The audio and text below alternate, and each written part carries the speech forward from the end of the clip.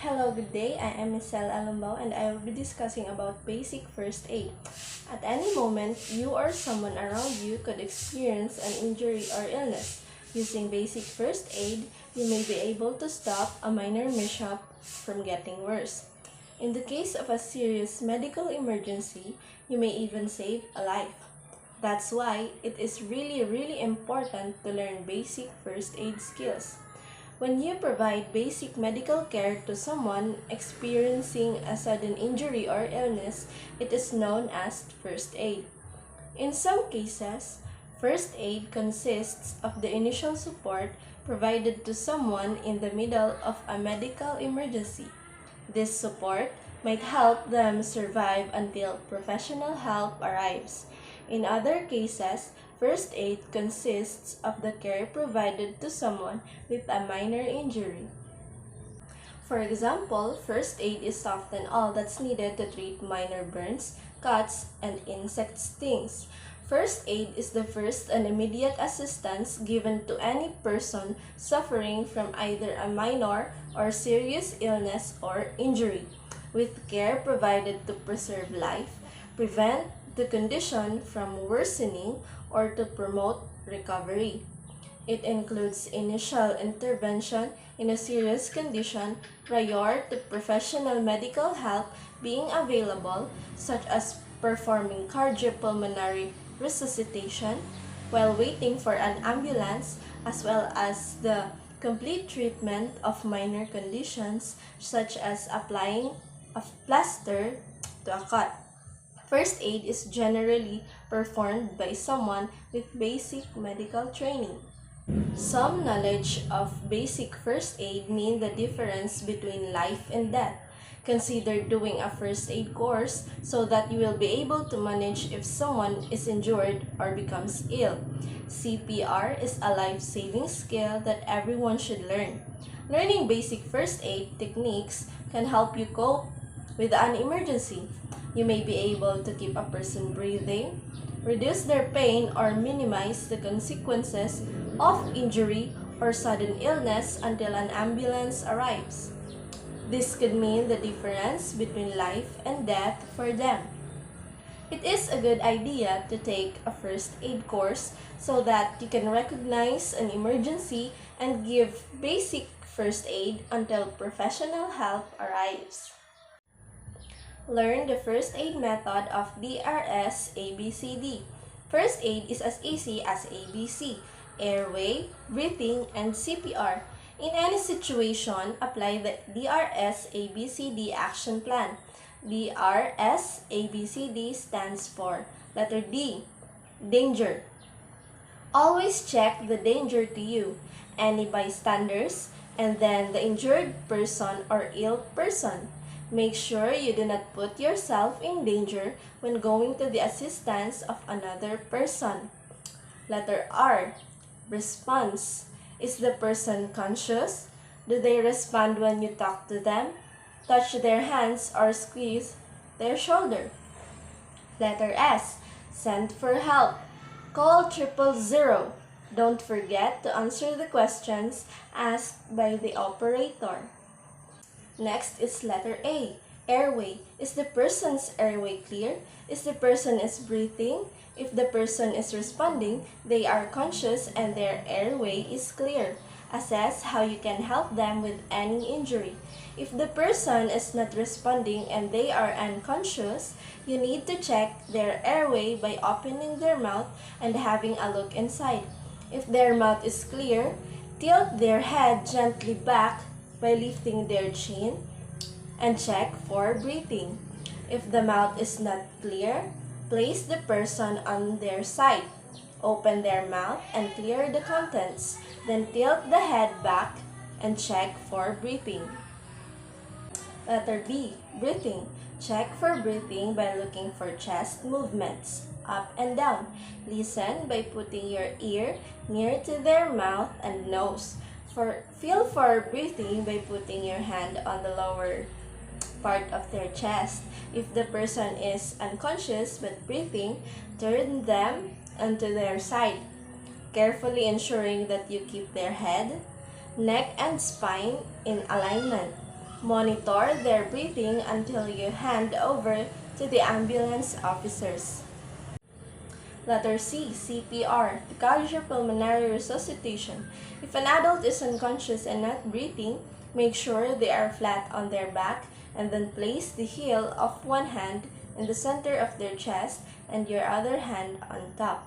Press down firmly and smoothly, compressing to 1/3 of their chest depth. 30 times. Give 2 breaths. To get the breath in, tilt their head back gently by lifting their chin. Pinch their nostrils closed. Place your open mouth firmly over their open mouth and blow firmly into their mouth. Keep going with the 30 compressions and 2 breaths at the speed of approximately 5 repeats in 2 minutes until you hand over to the ambulance officers or another trained person, or until the person you are resuscitating responds. The method for CPR for children under 8 and babies is very similar, and you can learn these skills in a CPR course. Letter D. Defibrillator. For unconscious adults who are not breathing, apply an automated external defibrillator or AED if one is available. They are available in many public places, clubs, and organizations. An AED is a machine that delivers an electrical shock to cancel any irregular heartbeat. In an effort, get the normal heart beating to reestablish itself. The devices are very simple to operate. Just follow the instructions and pictures on the machine and on the package of the pads, as well as the voice prompts. If the person responds to defibrillation, turn them onto their side and tilt their head to maintain their airway. Some AEDs may not be suitable for children. To better understand and for us to learn the proper first aid basics, here is a video of first aid and DRS ABCD action plan from OTEN Health Services.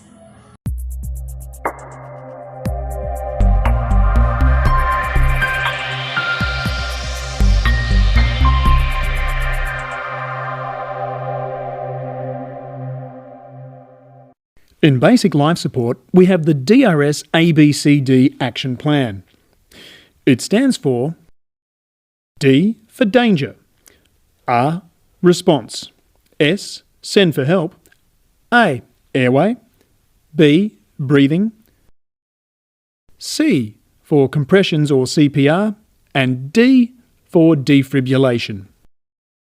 In danger, we are checking to see if the area is safe and making sure that we are safe ourselves.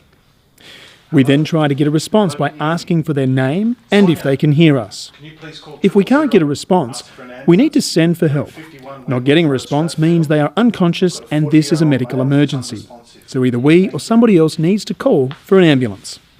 Then we must check their airway. If it's not open and clear, we then need to encourage the airway to be cleared to have an open and clear airway. If we have rolled the casualty onto their side to check, then we must leave them in this position to check for breathing. If we find no obstruction in the airway from the beginning, then we leave them on their backs to check for breathing.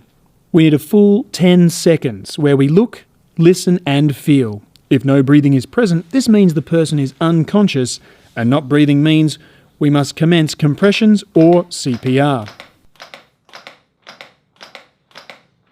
With CPR, we must give 30 full compressions and 2 breaths, at a rate of approximately 100 to 120 compressions per minute. We need to give 1/3 the depth of the chest for each compression, and in an adult we use 2 hands, for a child 1 hand, and for an infant 2 fingers. When we do our breathing, we need to tilt the head back and give 2 full breaths, watching the rise and fall of the chest for full inflation. Once we've done that, we return again to 30 compressions and 2 breaths.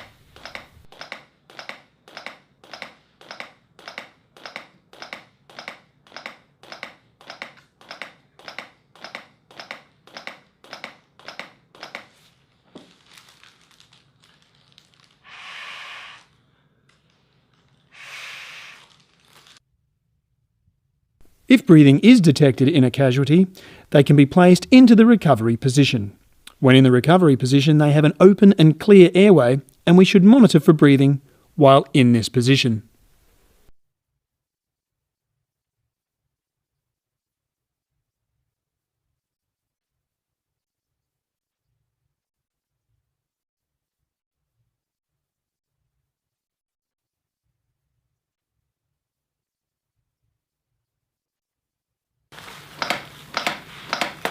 Hi, I'm a first aider. I'm trained in the use of an AED. You're doing an awesome job there. Just keep on working and I'll work around you. If a defibrillator does become available, ideally it will be a second person who brings it to the scene. You will continue doing CPR until such time as a defibrillator is switched on and it tells you not to touch the patient.